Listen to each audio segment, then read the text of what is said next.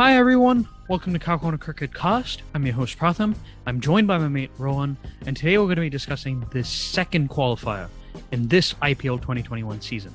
A showdown between the two teams who want to go into the final to challenge the men in yellow. Those teams being Kolkata Knight Riders and Delhi Capitals. And we ended up getting a match that ended up being one of the most thrilling matches, perhaps unintentionally. Honestly, I think this was probably the most interesting match. Like, thrilling, interesting, whatever you want to call it. It was just the most chaotic match of the IPL. Yes, and I feel like we always say that when these qualifying matches that we've seen so far, or these eliminator matches we've seen so far, but the stakes are getting higher, man. It is actually like genuinely really exciting. And you're starting to see teams and players break under the pressure. Yeah, like today, Delhi especially dropping catches which you would have never expected them to. But before we come to all the action in today's play, and we come into the specifics of today's play, as a matter of fact, we have to start out with the pitch, because when you're in Sharjah, the way that matches end up functioning is largely a product of the pitch, more so than even any other surface in the UAE. And today was very much the case, that case as well, right? This pitch, compared to the last match played here, the eliminator between RCB and KKR, in some ways it appeared very similar to that one, because there was a sort of a lowish but largely even bounce on offer, apart from the odd one that sort of stopped in the pitch. But the surface itself, Ron, I would say it was significantly slower, right? And it also had a slower outfield. Yeah, I would say that. I would note that by the second innings, there was the dew factor that came in, made that outfield a lot easier to hit through. Yes, the ball would slide on more. And theoretically, one of the reasons I think both teams, when we'll get to the toss, both teams would have wanted to bat second, was that sheen on the outfield that they could use to really up the scoring rate. Absolutely. And I'd say, guys, all these sort of difficulties with the pitch combined with the short boundaries, though, that sort of offset it, I would really place a par total on this pitch, especially to defend, as a tad lower than last night, right? So around 145, I thought, was a par score here. But yeah, and as we saw, that could have been defendable. Yes, because a total that was 10 lesser than that was almost defendable. But coming to the toss itself, right? KKR won it. They chose to field first. I bat second. And as Rowan was saying, right, I think Delhi would have done the exact same thing, right? The baseline motivation was pretty much the same for both teams, right? That dew factor, as Rowan you were mentioning, was that it made the ball more slippery, the grip in the hand of bowlers, so they couldn't quite control it as much. And then obviously the ball, when the dew is on there, would skid/come onto the bat more nicely for the chasing team. Yeah. But then KKR, I thought, also had another psychological reason for batting second, right? Because they chased a total last night, or the last time they were here, 2 nights ago actually, in a pressure situation on a surface where runs weren't still easy to come by. They were a little easier than this, but not really easy, right? So the reason why I thought they would have wanted to chase, right, was they had experience doing that in the last match, and they were able to orient their batting lineup and /order in a more optimal way because of that experience when chasing a target rather than setting it, right? And I also think that there's another inherent advantage. I think in the UAE, so far we've seen in the last two seasons of the IPL, it is a little bit easier to chase in the UAE than it is to set the target, because first of all, you don't know how the ball's going to behave in the second innings, and you don't necessarily understand.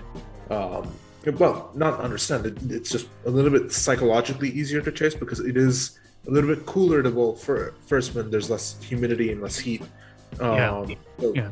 That's more of another reason why you might want to bowl first, is that you might want to spell your bowlers from having to bowl those high pressure deliveries at the end of a match when they're tired because it's very hot and very humid out there, and they can't grip the ball because of the dew factor. Yeah, so absolutely, man. And I agree 100% with this. Is a really good point, right? Because weather sometimes can really play a big role in determining how competent your bowlers are because they get more tired in obviously sapping conditions where there's a lot of heat and humidity, right? But we ended up seeing a match, right, where, funny enough, none of that was in show from the Delhi Capitals bowlers till at the very end, because they actually got better. Literally the last ball, the second to last ball. Yeah. And they took in a remarkable collapse, right? They ended up taking it was like 6 wickets for like 7 runs, right, which is crazy. At the end of KKR's innings to give them a real scare, but in the end, KKR winning by 3 wickets in the end, and so. Yeah, we will now let you guys take a look at the scorecard itself, and then when we come back, we will actually go into sort of our specific thoughts and analysis about the match.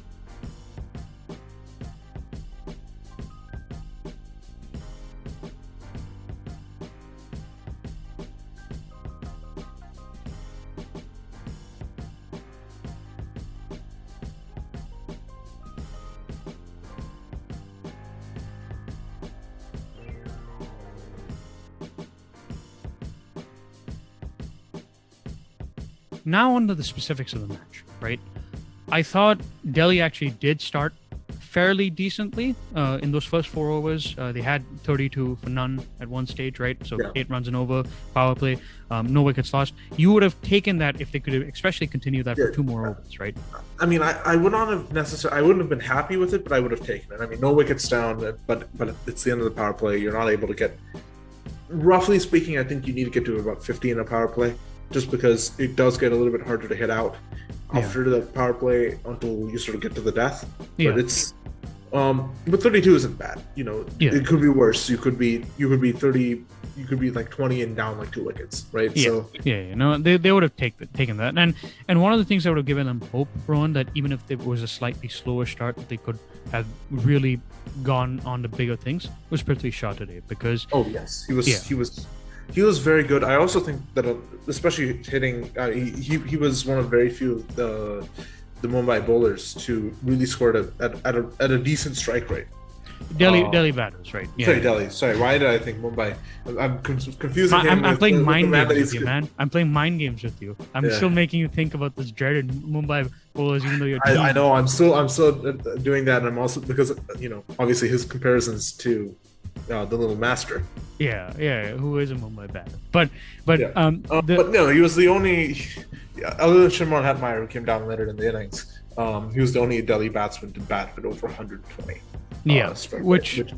Which is impressive on a surface this tricky to bat on, right? And I think what was critical that made his innings so dazzling in the eyes of so many of us, right? Apart from it just giving an impetus to the innings, I thought his footwork, to Shakib especially. Shakib, a very quality left-arm spinner. His ability to launch him back over his head for a straight 6, and then having known, right, that Shakib would try to compensate for that, because he would pitch the ball slightly shorter, because he was a bit wary of it being hit from the first time around with that fuller length. Then using that and camping on the back foot to fiercely square cut it, right, between 2 fielders behind point for 4. Those 2 boundaries really showed me that this guy would have been a handful on this pitch, even if he had just managed to stay for till the end of the power play, right? And his blow was a big one, because I think Delhi, if he stays till that power play, they probably get to 155, and that is very defendable in this pitch. Yeah, absolutely. But I think a lot of credit needs to also go to his partner in that opening stint, Shikhar Dhawan, who really anchored this innings. He kept Delhi on sort of a path to try and score runs. It was a very ugly innings from him. He struggled many times against the spinners, but he stuck out there, right? Which was important. Which is really what you want from a senior top order batsman. That's what you want from him. You want him to be, unless it's someone like AB de Villiers, right? And you're just expecting him, or Chris Gill, just guys that do that, right? But you expect them to sort of stick around, play the 1s and 2s, take the boundaries when they're on offer. And he was quite quick sensible cricket. even in this match, right, when there were bad balls, right, he latched on them, right? When Narayan bowled that full toss when he was on like 1 of like 8 or something, he quickly hit him for a 6, stuff to alleviate the pressure, right? So he was very cognizant of when there was a bad ball available and made sure to hit it. So I agree with you. I thought he played a labored but an effective innings for Delhi. A sensible innings, if not perfect. Yeah, but I think he struggled. If not perfect, if not it was a labored. Yeah, I think you put it best, labored, but it's sensible. Yeah, and effective, right? But I think he struggled in part A because his partner went out first ball when a new bowler came in, and that bowler proceeded to then show how effective he can be in these UAE surfaces. Varun Chakravarti has been a sensation for KKR this season, the last season as well. And he once again came to the fore for KKR, right? And really, by putting an end to that partnership, put Delhi on a back foot, which they never really recovered in the innings from, right? No, not yet. I mean, despite heroic efforts that we'll get on to, Chakravarti was, brilliant. I think, as you put it, especially on these wickets that you sort of need the spinners to really, really have any chance of success on, especially in the first innings, because you need them to. Because there's not pace in this wicket. So there's no bounce. Yeah, you need them to. You need them to really like strangulate the batsmen in the middle orders, right? And make them take in some ways more risks off them and the pacers who are going to come back at the death usually in the innings, right? And he did a great job of that. I mean, the already dismissed Shah, right? Itself was a highlight. There was a googly that dipped at the last minute. So Shah was looking to drive it, and the last minute it patted him and got done by it. Which is good. But I also want to move on a little bit, but not too much, because again I want to again talk about another KKR bowler, Mavi. We were harsh on him last time. He said that if they want to move on, he needs to bowl better. He bowled better. He bowled a lot better. No, he bowled that hard back of a length constantly into the pitch. Was straighter as well, so he gave them very little room to drive him or cut him through the offside, which was noticeable in that previous innings where Kohli in particular was able to target him in his first couple of overs, where he's the most effective. Even in the death, he largely remained economical. So full credits to him. Obviously, a guy who's still learning his craft and trade, and the fact that he's a quick learner enough to pick that up on a surface like this speaks volumes about his level. And he was also again helped by Chakravarti's spell right in the middle overs, because Chakravarti sort of did what Narayan did 2 nights ago. And specifically what he did was, right, he did that job of Narayan where he really created doubts in the batsmen's minds on how to play him and also how the pitch was acting, right? And the reason why he was able to do that was because it's sort of opposite fashion Narayan, and as a matter of fact, he actually started bowling his variation, the ball that turns inward for Chakravarti, right? To the right-handers, quicker but fuller, while his stock leg break was on average a bit slower, but also slightly shorter in length, right? And so what that did on a pitch with some inconsistent pace for the batsman to see, there were some fuller ones that leapt off the surface, and then there were some shorter ones that died by the time the ball reached them. So it appeared really unpredictable to that middle order, in that Delhi middle order, which is not the strongest of the lot. And it sort of created that uncertainty, which brought him those wickets, because again, the foot movements sort of weren't as well assured as a result. Yeah. I also wanted to sort of move to one last note on the Delhi innings, which is of course Shreyas Iyer, who again, he took up the mantle of sort of anchoring the innings and seeing it through to the end. A solid 30 of 27. Nothing spectacular. He wasn't particularly swashbuckling or adventurous. He just simply got the job done. He got them to the end of the match. Yeah, and he hit that big 6. He knew that they was going to bowl it slightly wide, and set himself up, and then hit that big 6 at the end to just give that Delhi innings a little bit of a flourish and give them a target of 135, which they had a hope they could defend. But that hope really was sort of snatched from their hands. Immediately first ball. Yeah. Just it was such a good performance. I have to give a lot of credit to the two guys that that Kolkata has opened with, Shubman Gill and Venkatesh Iyer. Iyer gets a 50, which was very, very, very good. And he's been making that a habit, 130. hasn't he, Ron? He's been making that a habit to get 50s. Yeah, I mean, as a CSK fan, that's the guy. Him and Shubman Gill are the two guys that I pencil in this lineup and saying we have to get those two guys up before they make 100. Yeah, as a partnership. Yeah, because they can if they get to 100 mark in a partnership, they are going to take this match away from us. We don't have a chance. Yeah. Right. And as Delhi supporters probably felt, because they were like, what the heck are these two guys doing? Yeah, when on earth are we going to get a wicket, right? Because they batted till the 12th over together. And even though Gill, again, played straight, played well, was sensible in his anchoring role, his strike rate will show that he had 100. But he was playing... That's pretty much exactly what you want from a guy's anchoring innings. Yeah, he's tailor-made to chasing down smaller totals, right? And he was very similar innings to what he played last night again here, right? But I think the bigger story, right, and the man who has been the breakout star of KKR for this season, Venkatesh Iyer, provided another really solid performance, which sort of confirms the faith in him now that the Indian selectors have placed because of these performances, to call him up as an all-rounder in the squad, right, as a net bowler or a net batter in the squad.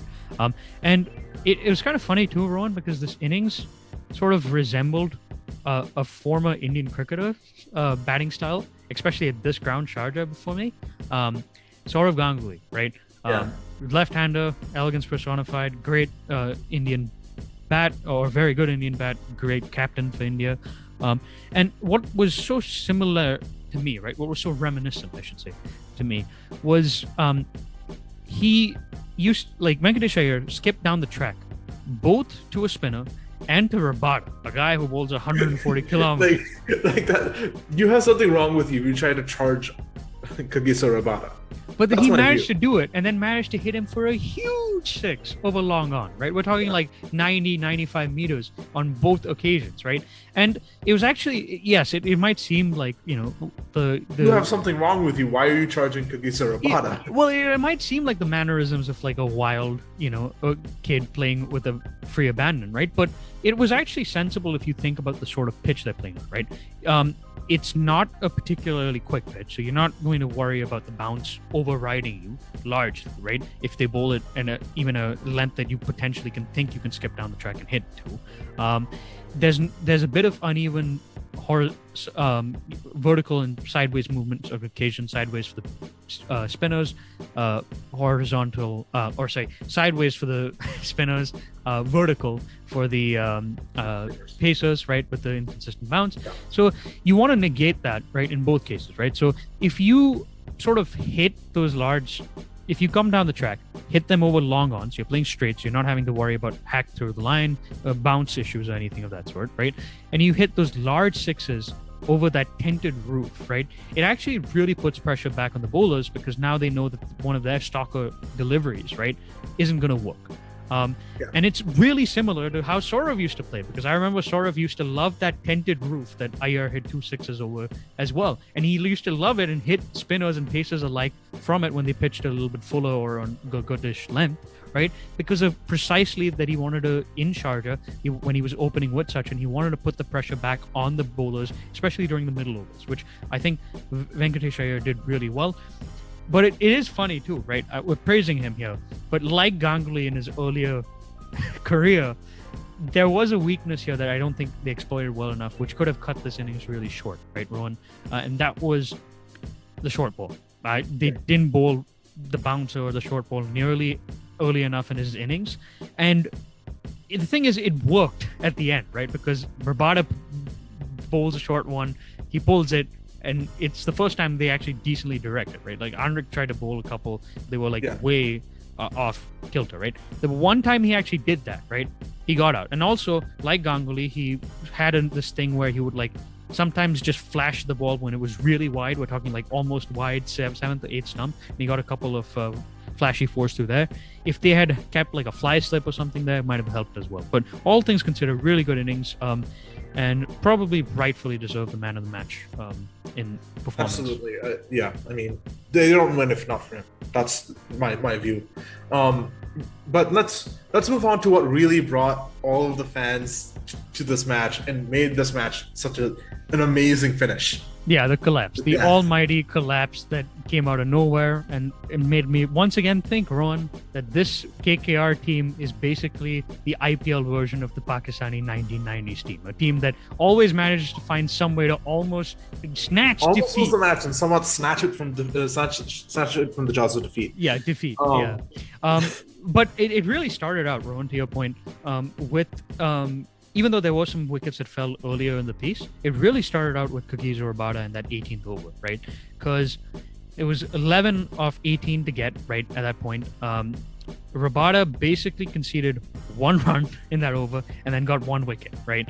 At the very last ball of that wicket, then Anrik comes in, gets 2. It really creates that momentum and spark, because, I mean, that wicket was so important, right? Because now suddenly you have 10 off 12. It's not a situation where you can just knock the odd single and even get the dot and accumulate, right? And that over deserves a mention, because you and me both know Rabada hasn't really been bowling with the zip. No, they've sort of limited him from bowling the death, which I personally think is a mistake. It is, but part of that has also been because he's just not been particularly good this season, right? He just hasn't had that zip, that spark that made him so deadly along with Nortje the last season time around, right? But today, even though I don't think that zip came back, it was the setup that he had in that over that was really admirable, right? Because he had protection deep square of the wicket offside for delivery to Tripathi, right? And what he did was he dragged Tripathi after he initially inducked him and got an LB shout that was a little bit contentious in my opinion. He ended up pushing him to play wider across the stumps with a back of a length to fullish length around that 5th stump, right? And so Karthik, who was looking at the other end and was also a right-hander, thought, okay, he's bowling these slightly, majority of the time, these back of a length deliveries, right? That are wide-ish. So I'll have room to pull it. But the problem when Karthik tried to do that was that he's not exactly the sort of batsman you want to necessarily try to start thinking about that kind of shot. Yes, but also Rabada set him up brilliantly with that, because then he bowled the back of a length delivery that was straight, like on off stump, and basically Karthik inside edges it because he basically just misreads the ball entirely, right? So it was a really successful setup, guys, right? And that shifted the momentum in favor of Delhi, which allowed Nortje to come in with that burst of 2 wickets and really put the match on tenterhooks. But then the final over happened, right, Rohan? 7 needed off 6, so situation was sort of tied down. Ashwin comes in, a spinner bowling the last over of match, always a little bit risky that. But for a while, it looked like it was going well, right? There were a couple of dots, some bad long hops, if we're being honest, that weren't put away properly. And then 2 wickets. And so, like, everything's tight, right? And you're like, are they gonna pull it through, KKR?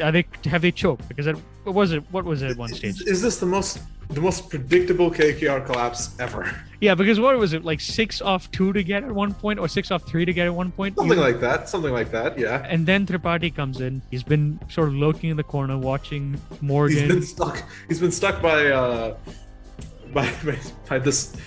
sensible decision by the entire team to just basically get themselves out. Yeah. But he's stuck on the other end, watching everyone come in and leave. And I think the funniest part about this is, right, like, they go for 5 wickets for 7 runs or something like that. And he just is like, okay, we've had enough of this. After Narayan just gets out to being outthought by Ashwin. Yeah. But after that happens, he's just like, it's like, okay, I'm not taking any chances. I don't want anyone else to come in and take over from here. So I'm just going to hit the next ball I see into the stance, and he does that and wins in one of the kept best finishes to an IPL match this season because of how stupid everything around that match had to go for that one moment of, oh, this is brilliant. This is why I want to watch the IPL. Yeah. And he's been sort of that stable rock for KKR in general in this middle to top order, and he showed it once again today why he's probably got the best temperament of all the KKR batsmen in that setup. But yeah, he finishes off the match. And yeah, man, let's move to the sort of takeaways from this match. I have two, and even though usually I like talking about more general issues with the team, right? You know, especially as teams which are being knocked out like Delhi. Both of these match situations, I have two very specific ones, and they regard two specific players who did not perform in this match.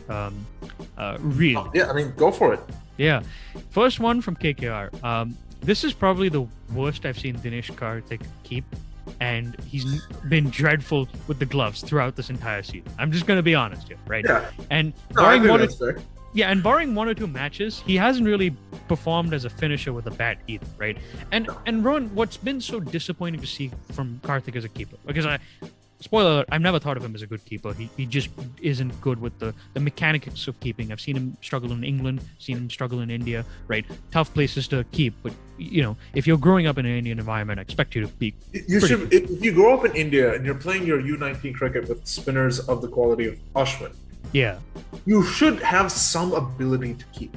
Yeah, and if not even with Ashwin, you've been the other spinners. You've been playing your domestic cricket at the Chapot for the last 20 years. You need to be able to keep. Yeah, and he really isn't a good keeper, as we said. But today was particularly bad, right? He missed that stumping opportunity of Shakib against Dhawan, and I thought it was egregious, right? Because Shakib had set that up perfectly wrong. The chance was planned. Wisconsin legend, Shakib Al-Hasan. Yes. Indeed. But the Wisconsin legend, right? He had set up that chance. It was planned in advance. It was obviously planned in advance because even Morgan was smiling after that didn't come to plan, right? And Shakib as well, right? So they knew that this was going on. And the idea was Dhawan was struggling, as we mentioned, right? Really not connecting the ball very easily. So he wanted to look to up the ante during the power play or the first 10 overs because he knew the pitch was going to probably slow down as it has throughout this IPL. And so he wanted to come down the pitch probably and try to hit him for a six. So what Shakib did was he bowled a fuller one, but then he bowled it slightly quicker and drifted it, got a little more drift on it and wide. It was a wide on the leg side, right? And so he wanted to do that so that Dhawan, when he came down the pitch, because he was dying to do that, right? It's Shikhar Dhawan. That's what he does to every spinner. He's done it for the last 10 years. Especially when they're in a pressure situation where they're trying to score more runs, right? He knew that he would be too far outside of the crease to come back, and it would be easy stumping for Karthik to do, and then Karthik fumbles it entirely, right? And if that was the one mistake that Karthik did in this match, it would still be understandable, right? But dude, there were so many cases where he just wasn't reading the line and length of the ball. It was not a good match for Dinesh Karthik, and I think the other guy that you're wanting to sort of move on to is his old mate, Ashwin. Yeah. I definitely we have a disagreement on, and I think that's. We do. I do want to continue with Karthik just for a second here because I think it is important to. Absolutely. Sorry, I thought that we that's where we were, but no, go ahead. No worries. But I think with Karthik, the reason why it was so disappointing, right, is he did that in the last RCB match where he dropped a catch very similar like this as well. But it's irritating to me because Karthik literally was giving a keeping like masterclass in England, right, where he was talking about specific skill sets for a keeper that he violated today. And the thing that was irritating about it, right, was one of the things that's most important for a keeper, right, is the ability to read the line and length of the ball and make anticipatory movements, right, so that you get into the position to rightly sort of get the ball, come to you and pouch it easily, right? The point is to not lunge after that. The point is to be in a position where you basically can take easy catches, even when you're diving, in terms of actually being able to be in the position where the ball comes to you, right? You're not grabbing at it. But today, his keeping on so many occasions, right, where the ball was even slightly wide or slightly low, right, he was just trying to stop it like a goalkeeper. Twice I saw just against pacers and spinners alike, where he was doing that, and so instead of actually getting into position, he was literally just trying to stop it, like to make sure it didn't go to the boundary, right? And that's just not good That's sort of using hard hands. It's lunging poor the ball. technique, all of that. Yeah, and I think that for KKR, it's important for them to make a change to this, right? Because he hacked across the line today as well, right? He was set up, but he was hacked throughout the line, so that almost caused KKR to bungle a match. So I think they have a ready-made replacement, a domestic veteran called Sheldon Jackson, who's a fantastic fielder in the domestic matches I've seen. He's a good glovesman as well. Even just on the basis of his glove work, he should be keeping it because it could have cost them, right? Missing Dhawan would have cost them normally in a match. But yes, now on to Ashwin. Sorry, I sort of go into that in detail because I thought it was just really disappointing to see, right? But coming from one disappointing player to another disappointing player for the entire season, Ashwin. I think he continued. I do want to preface this. Yes. Ashwin being disappointing is because Ashwin's standards in the IPL have been so high for so long that this year, I think this is the first season he's had where he's above a 7 economy. I do want to bring that up. Yeah. I mean, I don't know the stats off the top of my head. Like there are two spinners that are just not human in the IPL.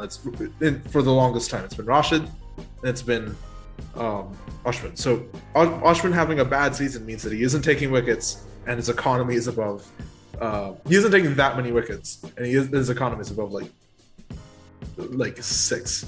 Which is... but I mean today, right? Like the thing that's been frustrating for me to see in limited overs cricket of all types for the last 6-7 years, really, right? Where I think his decline as a limited overs format bowler has continued, right? He is just he used that variation too much. He was trying to spam the carom ball even early on, and it's compared to somebody like Narayan who was bowling in this match, right? It's very easily pickable because now he resorts to that low arm action and he basically just bowls carom balls with it, right? Yeah. It's very readable compared to his normal stock delivery. So it makes him very innocuous against high quality players of spin or even decent quality players of spin like KKR openers are, who are easily able to knock him around with the singles with the odd boundary, right? And it's disappointing because you want your second spinner to keep things tight on a pitch like this and be a threat. Because if there was a pitch that would have made him a threat in this IPL cycle, it would have been this one in Sharjah, where the ball is occasionally turning, where you are being able to use in a strategic moment like Punt was using him, right? But he really didn't do the job earlier on. And yes, he picked up those 2 wickets. And yes, the delivery to dismiss Narayan with the carom ball was intelligent. But a lot of that was just down to brainless batting, right? There was thrashing required when there was 7 of 6 needed, right? He bowled 2 bad long hops. People forget that. He bowled 2 really bad deliveries first up that went for 0 and then 1, right? Yeah, 1 and 0, right? And so like if even one of those, the batsmen just waited for the ball to come to him, there were gaps in the field. They could have easily gotten a boundary. This would have been a non-issue really for them, right? They just panicked. Yeah, I would push back a little bit on that last over. I think he bowled very well. That's my view. Despite the 2 long hops, you have to take into account environmental conditions. It's kind of hard to grip the ball. It is dewy. It's hot and humid. So that's part of it. But I do think that the 2 wickets he got were well thought out, well executed deliveries. The one to Shakib, he gets Shakib. He sees Shakib stepping across, but the Shakib is trying to play the scoop shot.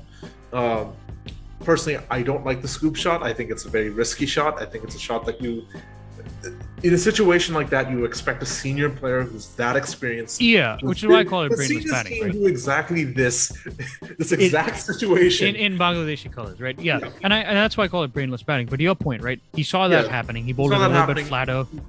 So he dropped his arm down a little bit. He got the ball to come flatter, a little bit faster, and just skid on, and just trapped him, doing the dangerous thing that the scoop shot exposes you to.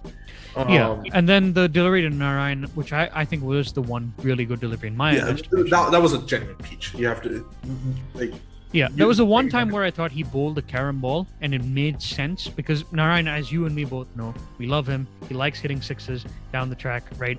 Getting with a straight bat down the track into the stands. That's how he wants to do it. And he got fooled by the carom ball and went right down the fielder's throat. But then, I mean, I just as a quick sort of counter that, he also gave that six away to Tripathi. Tripathi played a good shot. That is true. But I think at that point, Tripathi had made his mind up. He wasn't letting anyone else. He's like, okay, if we take singles, we'll be fine. We just need 1-2 or a boundary or something. Just take a single. Yeah, but why are you trying to hit for sixes, guys?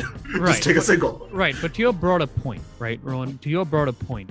I think the one thing that we can both say that this match, from a general sense now for Delhi, now... I mean, this has been something that Delhi's had an issue with. And that is that because they only have 5 bowlers, if one bowler has a bad match, right, like Ashwin, or like Akshar, or like in the past Rabada, Khan, or you need a proper sixth bowling option, right? And Marcus Stoinis, even though he's been dependable, consistent, reliable with the bat often for them, he wasn't really fit today.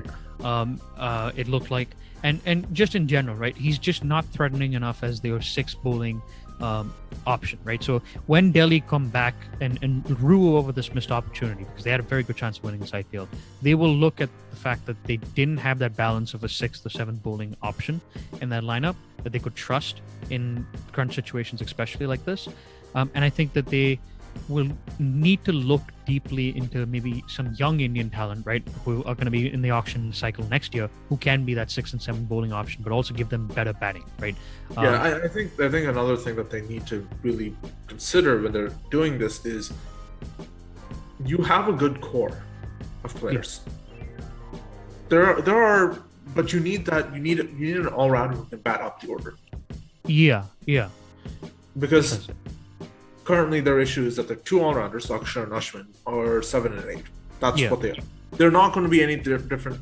They're capable of holding a bat and knowing what to do with it. They're not necessarily the power hitters. They're not skillful. They're not Moeen Ali. They're not Hardik Pandya. They're not.